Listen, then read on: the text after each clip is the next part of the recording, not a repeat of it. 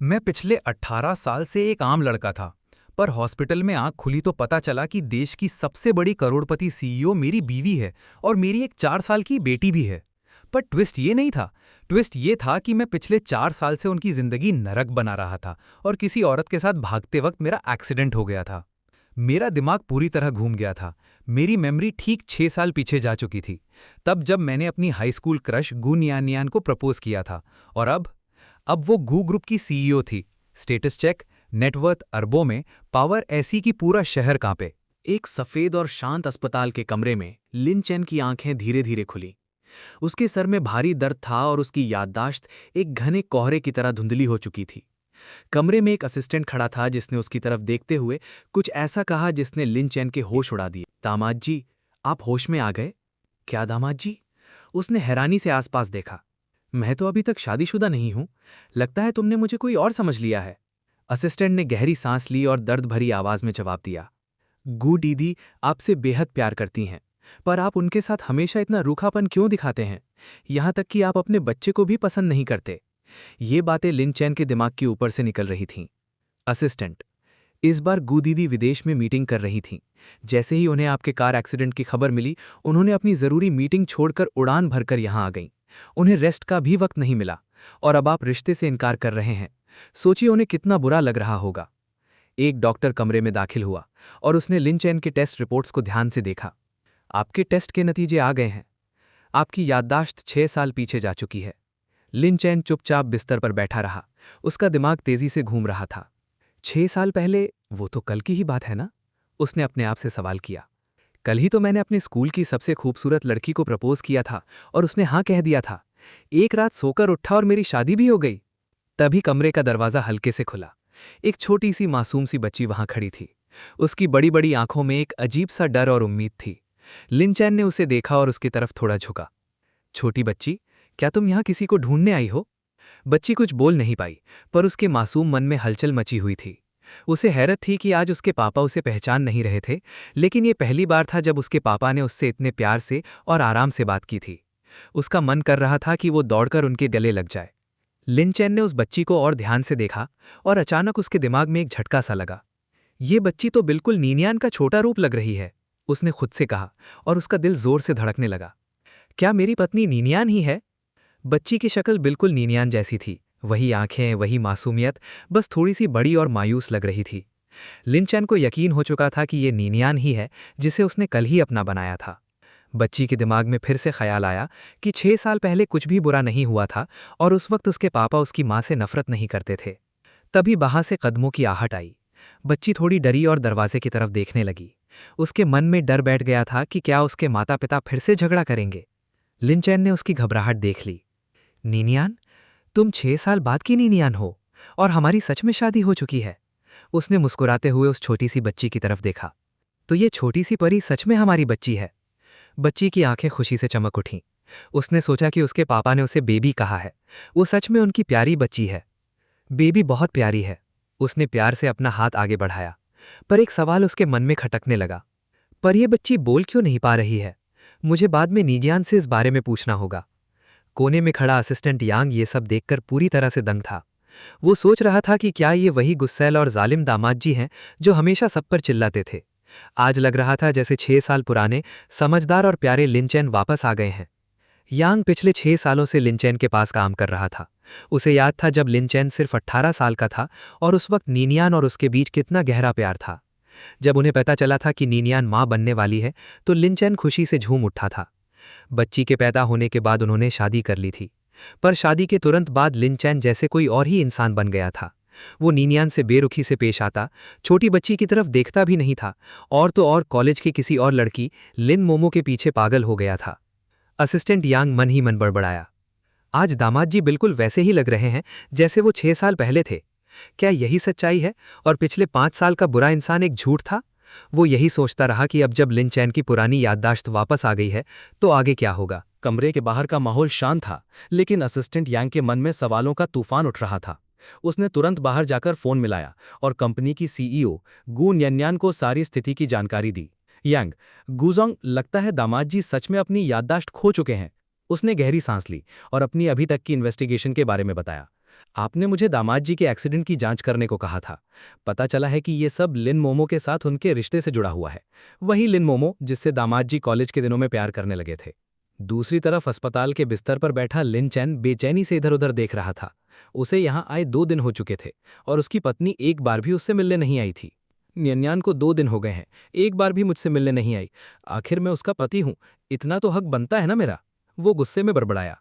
उसे लग रहा था कि उसे यहाँ अकेला छोड़ दिया गया है। डॉक्टर कह रहा है कि मैं ठीक हूं, मुझे यहाँ से छुट्टी चाहिए, वरना मैं यहाँ सच में पागल हो जाऊंगा। यांग ने नरमी से पर एक मजबूत आवाज में जवाब दिया। माफ कीजिएगा दामाद जी, पर हमें गूडीडी के आदेश का इंतजार करना पड़ेगा। मैं उनकी इजाजत के बिना आपको डिस्चार्ज नहीं करवा सकता। लिन चैन का गुस्सा और बढ़ गया। उसने बच्चों जैसी जिद पकड़ ली। तो तुम उसे फोन मिलाओ और कहो कि वो मुझे अभी मिलने आए। अगर वो अभी मुझसे मिलने नहीं आई तो कह देना कि मैं उससे जिंदगी भर बात नहीं करूंगा। ऐसी जिद लिंचन हमेशा से ही करता आया था। उसे अचानक अपने हाई स्कूल के दिन याद आ गए, जब न्यन्यान और वो एक साथ पढ़ते थे। उसकी यादों में न्यन्यान एक ऐसी लड़की थी जो बेइंतहा मेहनत करती थी। न्यन्यान हमेशा से ऐसी ही थी। दिन में स्कूल में पढ़ाई, रात में पार्ट टाइम काम और फिर घर आकर अपनी बीमार दादी की देखभाल करना। वो खाना इतना कम खाती थी कि कागज की तरह पतली लगती थी। उसे देखकर सच में दिल दुखता था। उसे याद आया कि कैसे वो उस कमजोर सी लड़की को खाना खिलाने के बहाने ढूंढता था। हर शाम वो अपने घर का बना खाना लेकर उसके पास पहुंच जाता था। न्यन्यान, ये चीज केक खाओ, अगर तुमने ये नहीं खाया तो मैं तुमसे बात नहीं करूंगा। एक और बार जब उसकी माँ ने कुछ खास बनाया था तो उसने न्यन्यान के सामने डब्बा रख दिया था। न्यन्यान, मेरी माँ ने ये पकौड़े बनाए हैं, ये पूरा डब्बा तुम्हारे लिए है। अगर तुमने ये सब नहीं खाया तो देख लेना, मैं तुमसे कभी बात नहीं करूंगा। वो जानता था कि न्यन्यान उसकी इस धमकी से हमेशा डरती थी। जब भी वो कहता कि मैं बात नहीं करूंगा, न्यन्यान चुपचाप सारा खाना खा लेती थी। आज अस्पताल में उसने वही पुराना तरीका आजमाया था, इस उम्मीद में कि शायद अब भी ये जिद काम कर जाए। लेकिन यांग ये सब देखकर हैरान था। उसने लिंचन को सच्चाई बताने का फैसला किया ताकि उसकी औकात और न्यन्यान के बलिदान का एहसास दिलाया जा सके। दामाद जी, आपके एक्सीडेंट की रात गूडीडी ने रातों रात विदेश से फ्लाइट पकड़ी थी। करोड़ों का कॉन्ट्रैक्ट छोड़कर आई थी वो।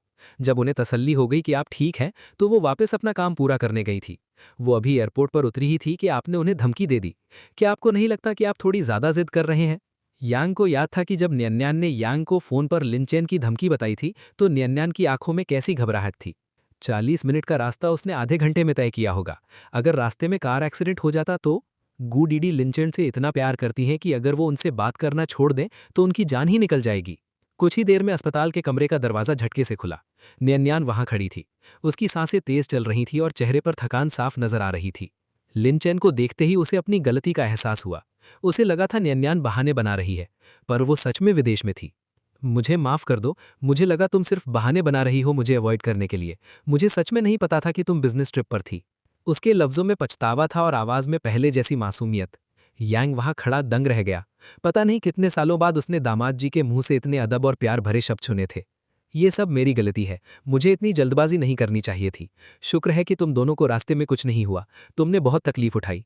न्यन्यान का दिल तेजी से धड़क रहा था। उसने लिंचेन की बातों को सुना और एक ऐसी खुशबू महसूस की जो पिछले कई सालों से गायब थी।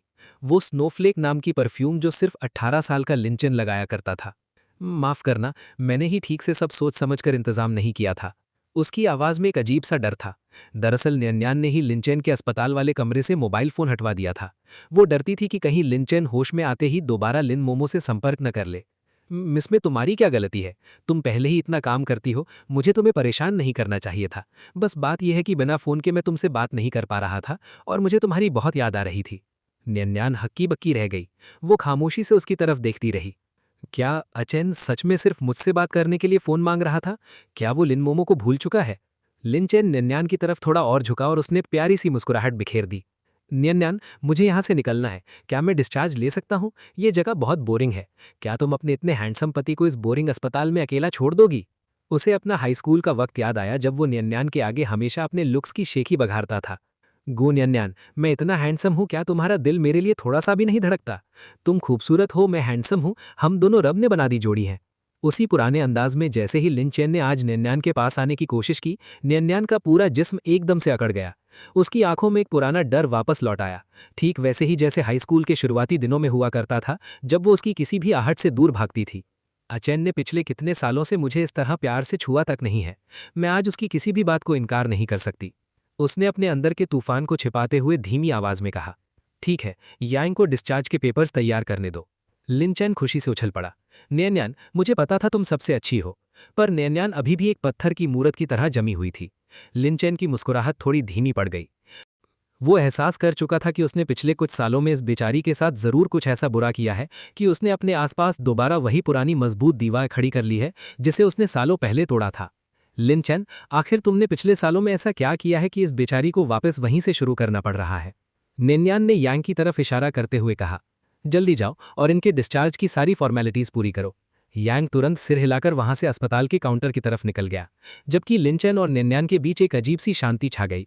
अस्पताल से निकलने के बाद लिनचेन नियन रास्ते में उसकी निगाहें उस शानदार गाड़ी को देखकर हैरान थी। पता नहीं पिछले 6 सालों में उसने दुनिया कितनी बदल दी थी, लेकिन उसे इतना तो अंदाजा था कि 2026 में इस आलीशान गाड़ी की कीमत लाखों करोड़ों में होगी। जैसे ही गाड़ी एक बेहद बड़े और शाही महल जैसे घर के सामने रुकी, लिनचेन का मुंह खुला का खुला रह गया। लिनचेन, गूनियन, तुमने कोई गलत काम तो नहीं किया ना? इतनी महंगी गाड़ी खरीदने के लिए और इतना बड़ा घर लेने के लिए पैसे कहाँ से आए? उसने हैरानी और थोड़ी फिक्र के साथ पूछा। लिनचेन, तुम्हें ये सब बनाने में बहुत मेहनत लगी होगी ना? कितने साल तक काम करना पड़ा इस आलीशान घर के लिए? क्या तुम बहुत थक नहीं जाती? नियन की आंखों में एक पल के लिए नमी आई, पर उसने खुद को संभाल लिया। नियन, मुझे कोई थकान नहीं होती। मैंने ये सब मेहनत इसलिए की थी ताकि आचैन अपनी पसंद का काम कर सके और खुश रहे। जब तक आचैन खुश है, मेरे लिए कोई काम मुश्किल नहीं है। लिनचैन का दिल पिघल गया, पर उसकी हैरानी अभी बाकी थी। तभी असिस्टेंट यांग ने आगे बढ़कर सच्चाई बताई। यांग, दामाद जी, गू दीदी असल में कोई आम लड़की नहीं है। वो जिनशी की सबसे बड़ी और पुरानी गू फैमिली की खोई हुई सबसे बड़ी बेटी हैं। ये आलीशान घर गू परिवार के मालिक ने दीदी को उनके बचपन में ही खरीद कर दिया था। बाद में इसे आप दोनों के शादी के घर के रूप में बदल दिया गया था। लिनचैन ने टीवी पर गू परिवार के बारे में जरूर सुना था।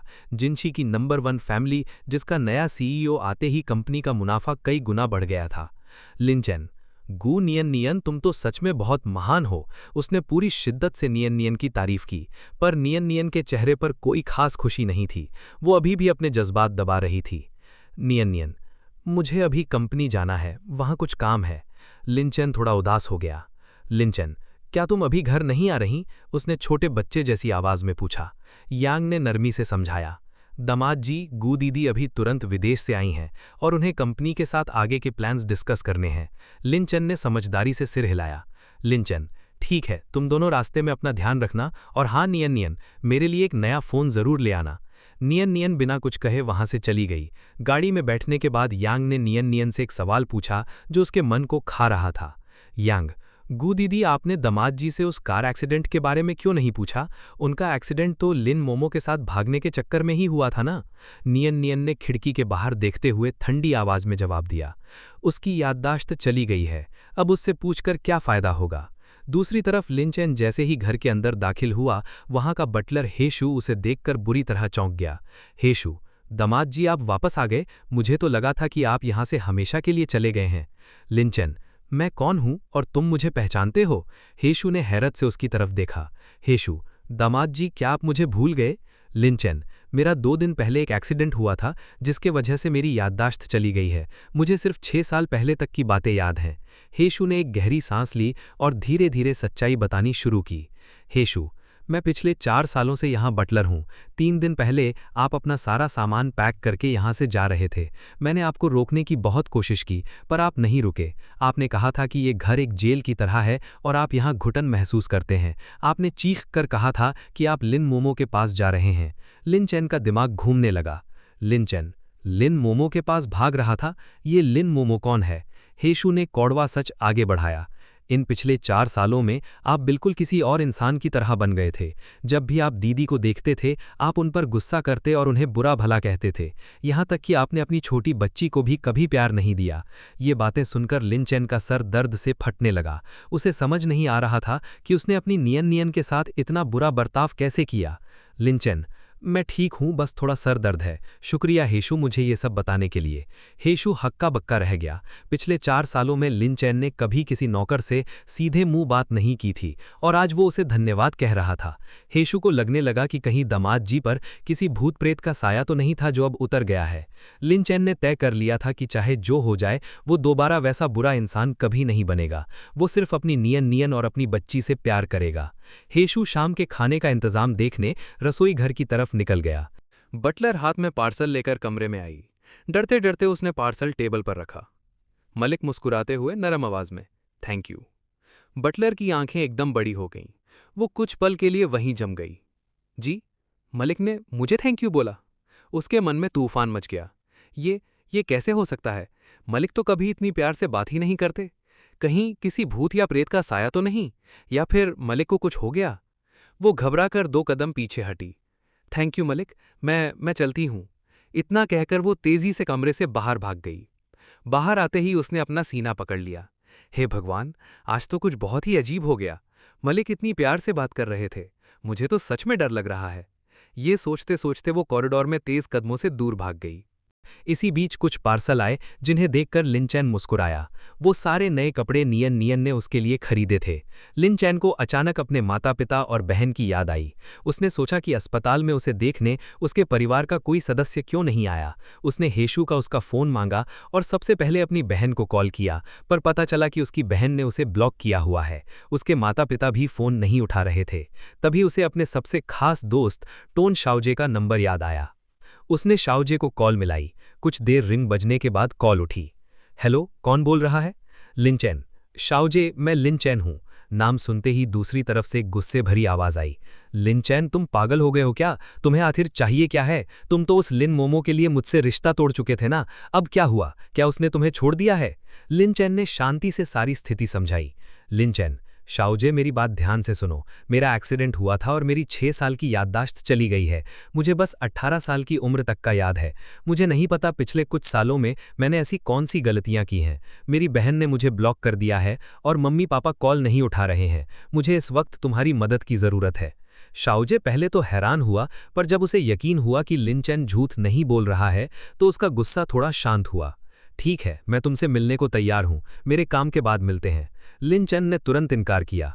आज नहीं शाओजे, आज शाम को नियन नियन और मेरी बच्ची घर आएंगे। मुझे सबसे पहले उनके साथ अपना वक्त बिताना है। हम कल यानी शनिवार को किसी चाय की दुकान पर मिलते हैं। शाओजे थोड़ा हैरान था कि लिन चैन अपनी पत्नी और बच्ची के लिए अपना वक्त दे रहा है, पर उसने हाँ में जवाब दिया और फोन काट दिया। शाम ढल चुकी थी और घर में एक अजीब सी शांति थी। तभी छोटी सी शाओयू स्कूल से वापस आई। लिन चैन ने आगे बढ़कर प्यार से उसका बस्ता ले लिया। बेबी, तुम वापस आ गईं। शाओयू की आंखें खुशी से चमक उठीं। उसने अपने मन में सोचा कि आज उसके पापा कितने अच्छे और नरम मिजाज लग रहे हैं। सिर्फ एक बस्ता लेने पर वो बच्ची इतनी खुश हो गई थी जैसे उसे दुनिया की सबसे बड़ी खुशी मिल गई हो। न्यान न्यान ये सब देख रही थी, पर उसके चेहरे पर कोई खुशी नहीं थी। वो अभी भी चौकन्नी थी। उसे लग रहा था कि शायद लिन चैन ये सब कोई नई चाल चलने के लिए कर रहा है। कुछ देर बाद खाने की टेबल पर सब जमा हुए। टेबल पर लिन चैन की पसंद के ढेर सारे पकवान सजे थे। लिन चैन ने मुस्कुराते हुए एक केकड़े का टुकड़ा उठाया और उसे शाओयू की प्लेट में रख दिया। बेबी, ये केकड़े का मीट चखो, ये बहुत स्वादिष्ट है। अचानक न्यान न्यान की आवाज ने टेबल पर सन्नाटा खींच दिया। शाओयू को सी फूड से एलर्जी है। लिन चैन का हाथ वहीं रुक गया। उसकी आंखों में हैरानी और दुख दोनों थे। उसे सच में नहीं पता था कि उसकी अपनी बेटी को सी फूड से एलर्जी है। मुझे माफ कर दो, मुझे सच में नहीं पता था। न्यान न्यान ने उसे उसके ही पिछले कर्मों की याद दिलाई। तुमने ही तो कहा था कि तुम्हें सी फूड सबसे ज्यादा पसंद है और हर खाने में इसका होना जरूरी है। मैंने तुम्हें बताया था कि शाओयू को इससे एलर्जी है, पर तुमने जवाब दिया था कि इससे तुम्हारा क्या लेना देना। तुमने तो हेशु को धमकी भी दी थी कि अगर खाने में सी फूड नहीं हुआ तो तुम उसे नौकरी से निकाल दोगे। ये बातें सुनकर लिन चैन का दिल बैठ गया। उसे अपने ही वजूद से घिन आने लगी। उसने शाओयू की तरफ देखा और उसकी मासूम आंखों में अपनी गलती की माफी मांगी। बेबी, मुझे माफ कर दो, ये पापा की गलती है। पापा तुमसे वादा करते हैं कि आगे से ऐसी गलती कभी नहीं होगी। न्यान न्यान ने उसके चेहरे पर ध्यान से देखा। वहां कोई चालाकी या दिखावा नहीं था, सिर्फ अपने बच्चे के लिए एक सच्चा पश्चाताप था। पर न्यान न्यान ने पिछले 4 सालों में इतने धोखे खाए थे कि उसके लिए दोबारा भरोसा करना आसान नहीं था। रात के 8 बज चुके थे और न्यान न्यान अपने स्टडी रूम में अभी भी काम कर रही थी। लिन चैन एक गर्म दूध का गिलास लेकर कमरे के दरवाजे पर आया। न्यान न्यान, क्या मैं अंदर आ सकता हूं? न्यान न्यान ने अपना सर उठाया। क्या बात है? लिन चैन, मैंने तुम्हारे लिए एक गिलास दूध गर्म किया है, ठंडा होने से पहले इसे पी लो। ये सुनते ही न्यान न्यान का चेहरा सख्त हो गया। उसकी आंखों में गुस्सा और डर दोनों झलकने लगे। इस बार इसमें क्या मिलाया है? लिन चैन ये सवाल सुनकर ठिठक गया। न्यान न्यान ने आगे बढ़कर अपना दर्द बयान किया। अचैन, क्या तुम अब दिखारा भी नहीं करोगे? तुम्हें पता चल गया है कि मुझे एक नया प्रोजेक्ट मिला है, तो तुम फिर से दवाई मिला हुआ दूध ले आए हो, ताकि मैं इसे पीकर बेहोश हो जाऊं और तुम मेरे कमरे में घुसकर बिजनेस की खुफिया जानकारी चुराकर उस औरत लिन मोमो को दे सको। लिनचेन के पैरों तले जमीन खिसक गई। उसे विश्वास नहीं हो रहा था कि उसने कभी अपनी न्यान न्यान के साथ इतना घिनौना धोखा किया था। वो तुरंत आगे बढ़ा। न्यान न्यान, इसमें कुछ नहीं मिलाया है, ये सिर्फ दूध है। मैं तो बस ये सोच रहा था कि तुम बहुत मेहनत करती हो और थक जाती हो। हाई स्कूल के दिनों में मैं वैसा बिल्कुल नहीं था, और मैं वादा करता हूं कि आगे से तुम्हें और शाओयू को तकलीफ देने वाला कोई काम नहीं करूंगा। न्यान न्यान उसकी बातों को चुपचाप सुनती रही, पर उसके दिल की दीवारें अभी भी टूटने के लिए तैयार नहीं थी। कुछ देर बाद लिनचेन अपनी बेटी शाओयू के कमरे में गया। वो शाओयू के साथ अकेले वक्त बिताना चाहता था, ताकि अपने पिछले बुरे बर्ताव को सुधार सके। जब वो कमरे में दाखिल हुआ तो उसने देखा कि 4 साल की शाओयू समय का इतिहास, a brief history of time जैसी मुश्किल किताब पढ़ रही थी। लिनचेन मन ही मन में सोचा, न्यान न्यान के जीन्स सच में बहुत बेहतरीन हैं। वो 3 साल तक स्कूल में हमेशा फर्स्ट आती थी, और शाओयू भी कितनी समझदार है। बेबी, पापा के पास आओ, पापा तुम्हें गले लगाना चाहते हैं। पर शाओयू डर के मारे पीछे हट गई। लिनचेन को हेशु की बातें याद आईं कि कैसे वो लिन मोमो के पास जाने के लिए शाओयू को अकेले रोते हुए छोड़ देता था और गुस्से में उसे धक्का तक दे देता था।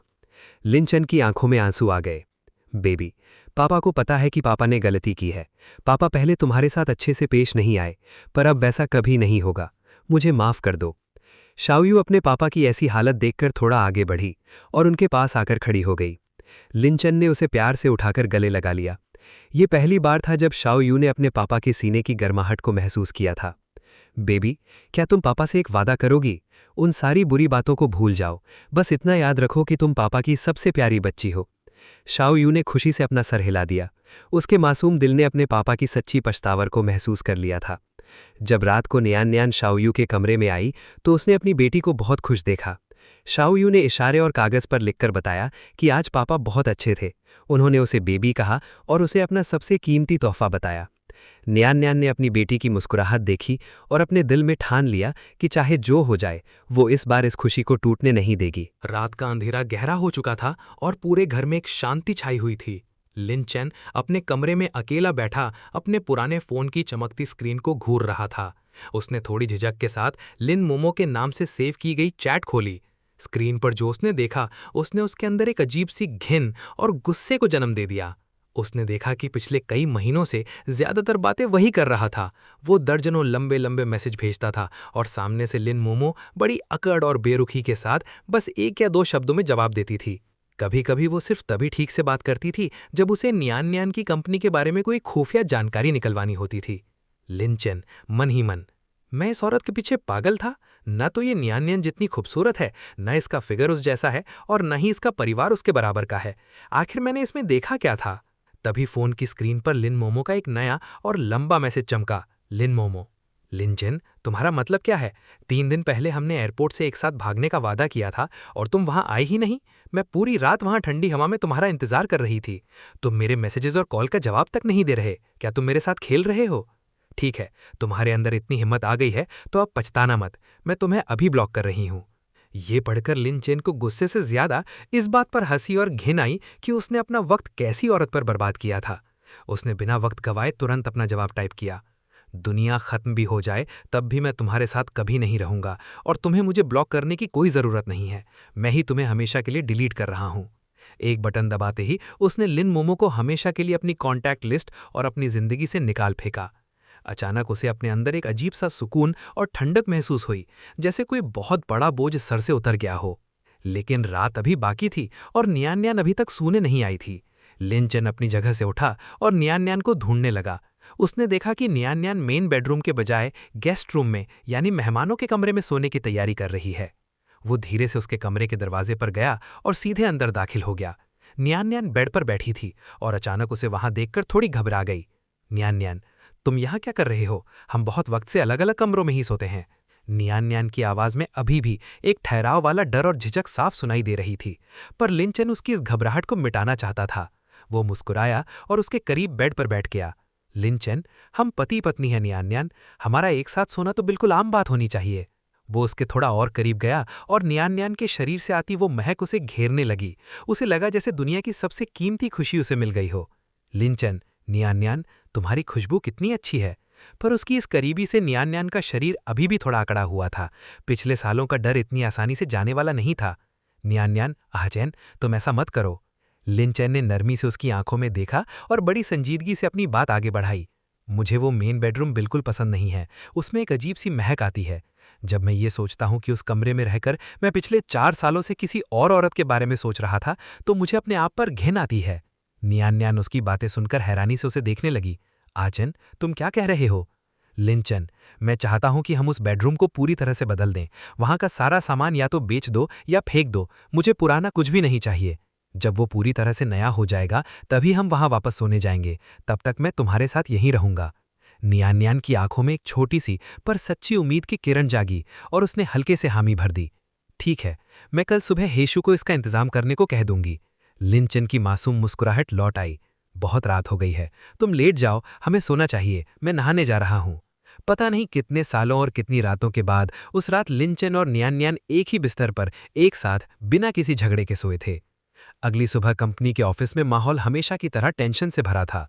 नियान न्यान की एक अहम मीटिंग चल रही थी, जहां उसके एक डिपार्टमेंट के सबॉर्डिनेट से प्रोजेक्ट में एक बड़ी गलती हो गई थी।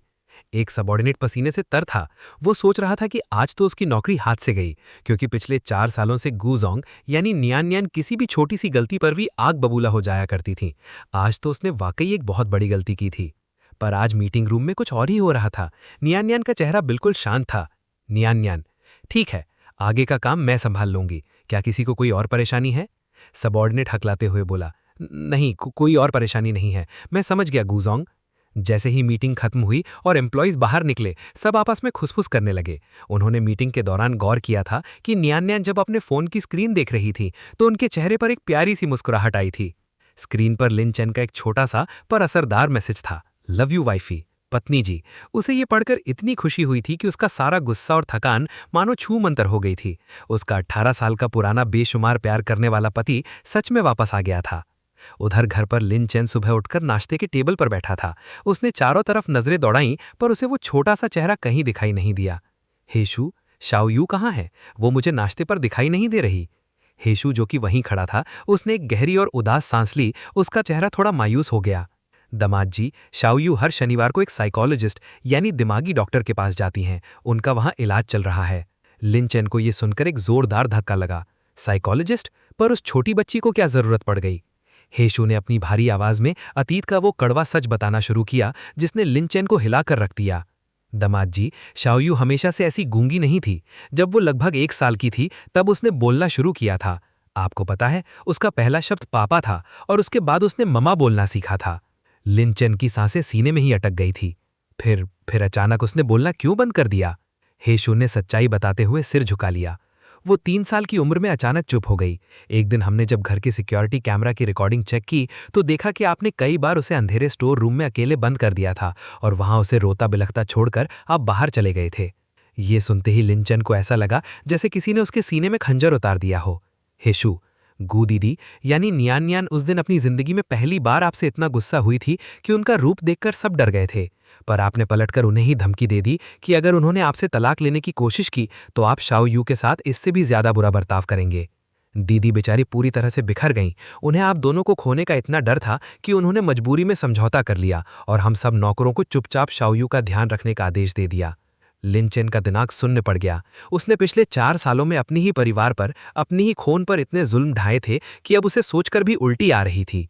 उसे सच्ची में लगने लगा कि जरूर उसके जिस्म पर किसी शैतान ने कब्जा कर लिया था जो ऐसे नीच काम कर रहा था। लिन चैन मन ही मन, ये मैं नहीं हो सकता। मैं किसी मासूम बच्ची के साथ, वो भी मेरी अपनी बेटी के साथ, ऐसा राक्षस जैसा बर्ताव कैसे कर सकता हूं? उसने बड़ी मुश्किल से अपने आंसू रोके और खुद को थोड़ा संभाला। लिन चैन, हेशु, उस साइकोलॉजिस्ट के बारे में मुझे कुछ और बताओ। हेशु, शुरू में दीदी ने कई डॉक्टर बुलाए पर उनका शाओयू पर कोई असर नहीं हुआ। फिर नी चंगजे नाम का एक डॉक्टर खुद आकर यहाँ काम मांगा। वो शाओयू के साथ साथ कुछ और अमीर घरानों के बच्चों का भी इलाज करते हैं। दीदी पिछली बार उनके क्लिनिक गई थी और बताया था कि वहाँ माहौल अच्छा है। अगर आप चाहें तो आप वहाँ जाकर देख सकते हैं। लिन चैन ने खामोशी से सर हिलाया, पर उससे पहले उसने तय किया कि वो आज सबसे पहले अपने सबसे पुराने दोस्त शाओजे से मिलेगा ताकि पिछले 6 सालों की पूरी तस्वीर और सच्चाई जान सके। एक शांत और पुरानी चाय की दुकान में लिन चैन अकेला बैठा अपने दोस्त टोंगशाओ जिए का इंतजार कर रहा था। कुछ ही देर में शाओजिए वहां पहुंचा और लिनचैन को देखते ही उसके कदम वहीं रुक गए। पिछले 4 सालों से लिनचैन अजीब और चमकीले कपड़े पहनता था, पर आज उसने बिल्कुल साधारण और साफ सुथरे कपड़े पहने हुए थे, बिल्कुल उस 18 साल के लड़के की तरह जिसे शाओजिए जानता था। शाओजिए, तुम आज बिल्कुल वैसे ही लग रहे हो जैसे कॉलेज के दिनों में लगते थे। उसने हैरानी से अपनी कुर्सी पीछे खींची और बैठ गया। लिनचैन, शाओजिए, मैं सच में अपनी याददाश्त खो चुका हूं। मेरी आखिरी याद हमारे हाई स्कूल के आखिरी दिन की है। मुझे बताओ, इन 6 सालों में आखिर हुआ क्या था? शाओजिए ने गहरी सांस ली और वो पूरी कहानी सुनानी शुरू की जिसने लिनचैन की जिंदगी बदल दी थी। शाओजिए, हाई स्कूल खत्म होने के बाद तुम और गू नियान नियान एक साथ हो गए थे। नियान नियान ने पूरे स्कूल में टॉप किया था और इस खबर को मीडिया ने बहुत दिखाया।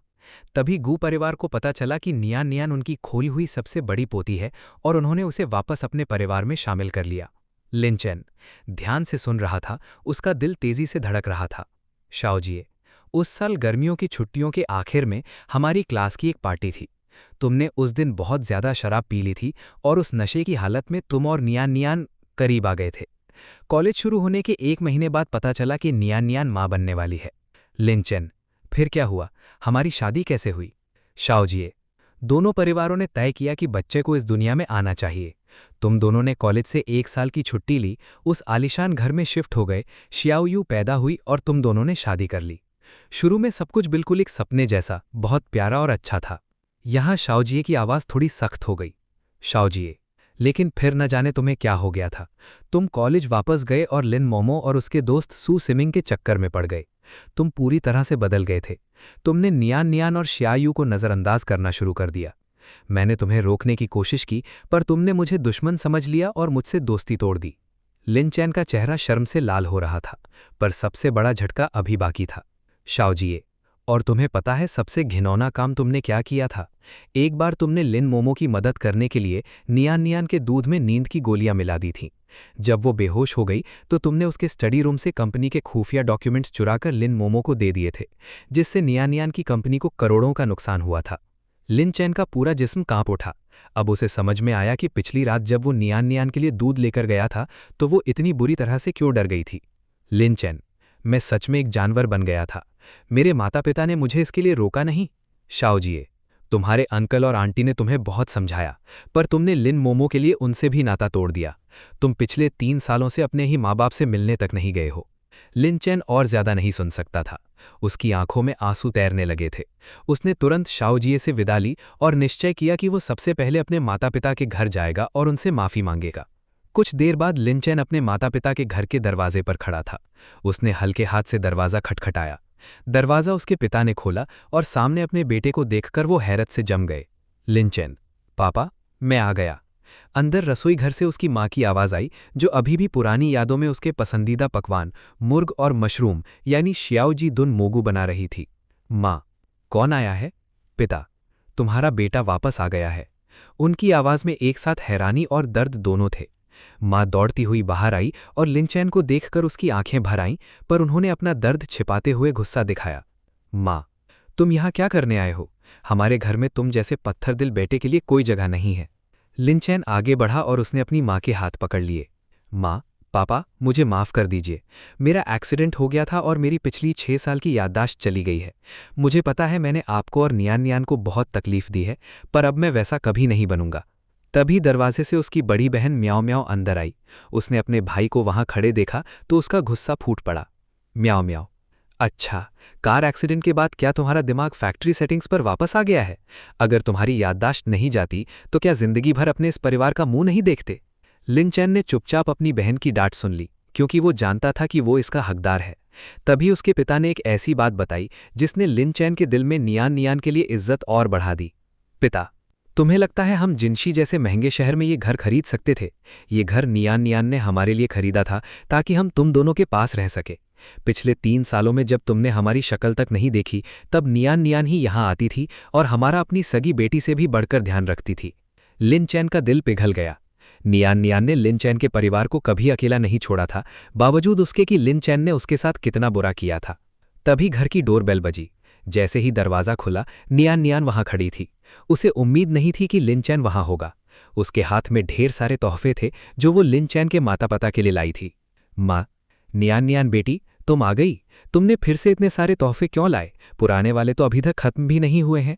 नियान नियान ने हल्के से मुस्कुराते हुए तोहफे अंदर रखे। लिनचैन तुरंत उसके पास गया और बड़ी खुशी से बोला, लिनचैन, नियान नियान, तुम यहाँ आई हो ये बहुत अच्छी बात है। देखो, माँ ने मेरे और तुम्हारे दोनों के पसंदीदा पकवान बनाए हैं।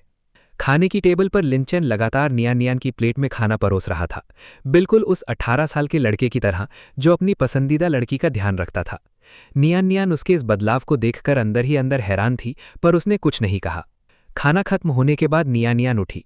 लिनचैन, मुझे अब निकलना होगा। मुझे शिया यू को उसके डॉक्टर के पास से पिक करना है। लिनचैन तुरंत अपनी जगह से खड़ा हो गया। लिनचैन, मैं भी तुम्हारे साथ चलूंगा। मैं भी देखना चाहता हूं कि हमारी बेबी का डॉक्टर कैसा है। दोनों ने लिनचैन के माता पिता से विदा ली और शिया यू को लेने के लिए डॉक्टर के क्लिनिक की तरफ निकल पड़े। जैसे ही लिनचैन और नियननियान शाओयू के साइकोलॉजिस्ट डॉक्टर नी चेंग ज़े के क्लिनिक में दाखिल हुए, उन्होंने देखा कि शाओयू एक ड्राइंग बोर्ड पर रंग भर रही थी। उसने आसमान को काले रंग से बनाया था। डॉक्टर नी उसके पास बैठा था और उसे निर्देश दे रहा था। शाओयू, देखो, इन काले बादलों के पास थोड़ा नीला रंग कैसा रहेगा, बिल्कुल तुम्हारे दिल में छुपी छोटी सी उम्मीद की तरह। उसने शाओयू की ड्राइंग पर गौर किया, जहां 3 लोग बने थे। क्या मैं अंदाजा लगाऊं? ये बीच में तुम हो, तुम्हारे बगल में तुम्हारी माँ है, और ये तीसरा आदमी जरूर तुम्हारे पापा नहीं होंगे। आखिर उन्हीं की वजह से तो तुमने बोलना बंद किया था, है ना? तभी शाओयू की नज़र दरवाजे पर पड़ी। उसके चेहरे पर अचानक से एक बड़ी सी मुस्कुराहट आ गई और उसने खुशी से आवाज निकाली, आह, आहा, पापा! वो दौड़ती हुई आई और लिनचैन के गले लग गई। ये पिछले 2 सालों में पहली बार था जब शाओयू ने किसी के साथ इतना लगाव दिखाया था। डॉक्टर नी का चेहरा ये देखकर थोड़ा सख्त हो गया। वो अपनी जगह से उठा और लिनचैन की तरफ देखते हुए एक ताना मारा, तो आप ही शाओयू के पापा हैं? मैं पहली बार आपको उसे लेने आते देख रहा हूं। ये बात सीधे तौर पर लिनचैन के पिछले सालों के बुरे बर्ताव पर एक हमला था, पर लिनचैन को इस आदमी में कुछ अजीब लगा। शुक्रिया डॉक्टर नी, हमारी शाओयू का ध्यान रखने के लिए। ये तो मेरा फर्ज है। मुझे शाओयू बहुत पसंद है, वो बहुत प्यारी बच्ची है। लिनचैन ने नियननियान को पाने के लिए हाई स्कूल में पूरे 3 साल तक कड़ी मेहनत की थी। वो भला कैसे नहीं पहचानता कि इस आदमी की आंखों में नियननियान के लिए एक अजीब सी चाहत थी। उसकी दुश्मनी सिर्फ एक डॉक्टर के तौर पर नहीं थी, बल्कि एक आशिक के तौर पर थी। ये आदमी मेरी पत्नी पर नजर रखे हुए है, मुझे इससे बचकर रहना होगा। उन दोनों ने डॉक्टर से विदा ली और शाओयू को लेकर घर की तरफ निकल पड़े। रात होने पर शाओयू ने अपने माता पिता के साथ सोने की जिद की। शाओयू के सो जाने के बाद लिनचैन नियननियान की तरफ घुमा। नियननियान, नियननियान, नियननियान ने धीमी आवाज में पूछा, क्या बात है? लिनचैन ने कहा, आज जब हम शाओयू को लेने गए थे, मुझे लगता है वो डॉक्टर तुम्हें पसंद करता है। उसका मेरे प्रति बर्ताव बहुत अजीब था। मुझे वो आदमी बिल्कुल पसंद नहीं आया। नियननियान ने नरमी से जवाब दिया, चैन, मुझे माफ़ करना, पर मैं उसे सिर्फ शाओयू के डॉक्टर की तरह देखती हूँ। मेरे दिल में कोई और ख्याल नहीं है। लिनचैन मुस्कुराया।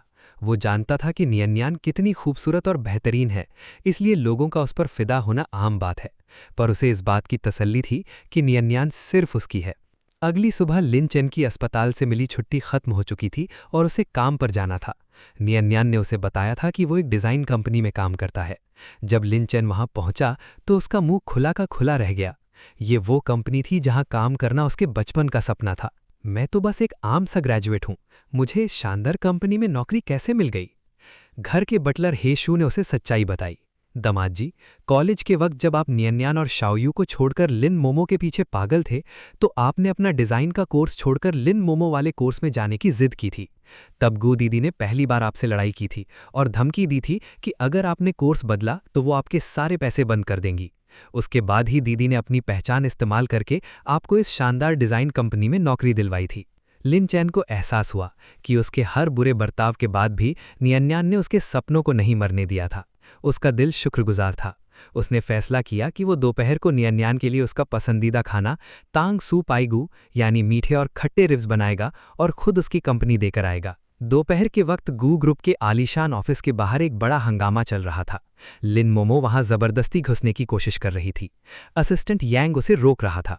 लिन मोमो, तुमने लिनचैन पर क्या जादू किया है कि वो पिछले 3 दिन से मेरे मैसेजेस का जवाब नहीं दे रहा? हम दोनों असली प्यार करते हैं, तुम तो बस एक ऐसी औरत हो जो जबरदस्ती शादी में घुसी हुई हो। नियननियान का चेहरा शांत था, पर उसकी आंखों में पुराना डर ठहरा हुआ था। सुनो मेरी बात, अगर तुमने वो 80 मिलियन का प्रोजेक्ट मुझे नहीं दिया तो मैं लिन चैन को हमेशा के लिए अपने साथ ले जाऊंगी। वो मुझसे इतना प्यार करता है कि मेरे एक इशारे पर वो तुम्हारा घर छोड़ देगा। नियन्यान की सांसें अटकी हुई थी। वो किसी भी कीमत पर लिन चैन को खोना नहीं चाहती थी, इसलिए उसने ठंडे आवाज में यांग को आदेश दिया, यांग, वो प्रोजेक्ट इसके नाम पर ट्रांसफर कर दो। लिन मोमो के चेहरे पर एक शैतानी मुस्कुराहट आ गई, पर तभी पीछे से गुस्से भरी आवाज आई, लिन मोमो, तुम किस औकात की हो जो मेरी पत्नी से इस तरह बात कर रही हो? सबकी नजरें दरवाजे पर गई। लिन चैन खाने का डब्बा लिए वहां खड़ा था। उसकी आवाज में नियन्यान के लिए प्यार और लिन मोमो के लिए सख्त नफरत थी। दिमाग खराब है तो अस्पताल जाओ। तुम जैसी किसी दूसरे पर बोझ बनने वाली औरत को देखकर मुझे घिन आती है। मेरे लिए सिर्फ नियन्यान ही सब कुछ है, वही मेरा सच्चा प्यार है। लिन मोमो का चेहरा शर्म और गुस्से से लाल हो गया। लिन चैन ने कहा, नियन्यान, तुम्हें अपने खून पसीने की मेहनत किसी और को देने की जरूरत नहीं है। ये प्रोजेक्ट तुम्हारा है और तुम्हारा पति हमेशा तुम्हारे साथ है। नियन्यान ने अपनी आंखें बंद कर ली और एक लंबी सांस ली।